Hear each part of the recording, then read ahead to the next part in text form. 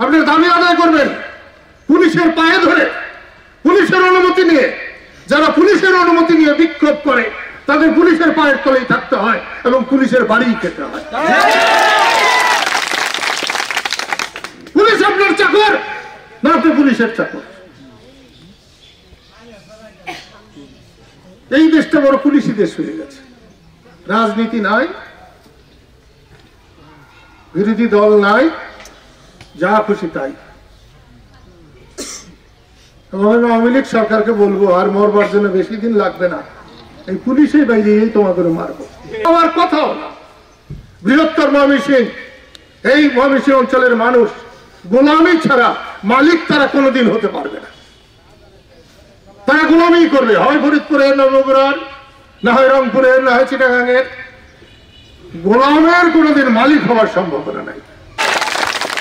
Record রয়েছে, মুসলিম উদ্দিন 1970 নির্বাচনে MP হয়েছিল,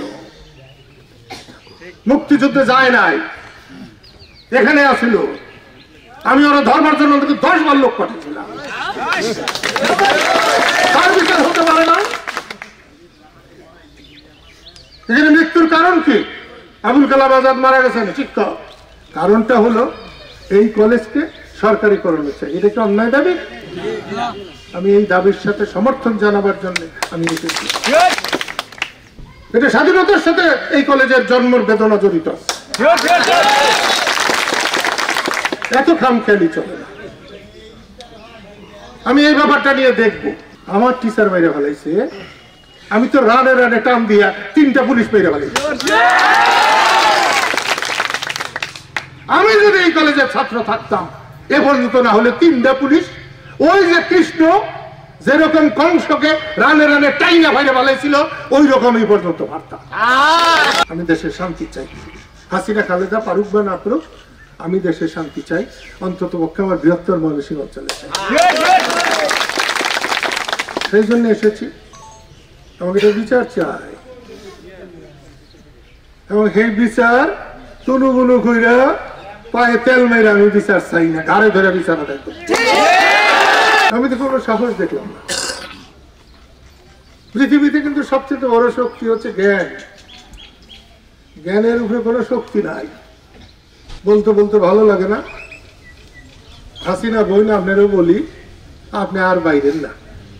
আপনারা কিন্তু মারবার জন্য ওই যে তেলের পাইপ খুলাতে ছিল প্লেনে, আপনি যাদেরকে নিয়ে নাচেন এরকম নাইছেন না। যারা আপনার বাপেরে মারছে তারাও কিন্তু আপনারা ছাড়বে না। সাবধান হন, মানুষের মন জয় করে। পুলিশের এত বাইরে বাড়ছে কে জানেন? ভোট ছাড়া আপনি নেতা হয়েছেন। সবসময় কয় সরকার বানাইছে আমরা, সরকার আমার কি করবে? কালিহাতিতে মা বোনের ইজ্জত নষ্ট করার সময় বলে এখানে। আমি শুনে অবাক হইলাম এই কলেজের ছাত্রীদের, তাদেরও বলে মারব। তার ঘরে চোর ডাকাত ভরা থাকতো, টাউন জামিনে অনেক চোর, অনেক ডাকাত আমাদের বাসায় থাকতো মাসের পর মাস। আমি তাদের কাছে ট্রেনিং নিতাম, কেমনে চুরি করে, কেমনে ডাকাতি করে, কেমনে সিংখুদিরা সেই যে কাঠিটা ওটার মাথা চোখা হইতে হয় কেন, যাতে রাত্রে আওয়াজ না করে খোঁচা দিলে।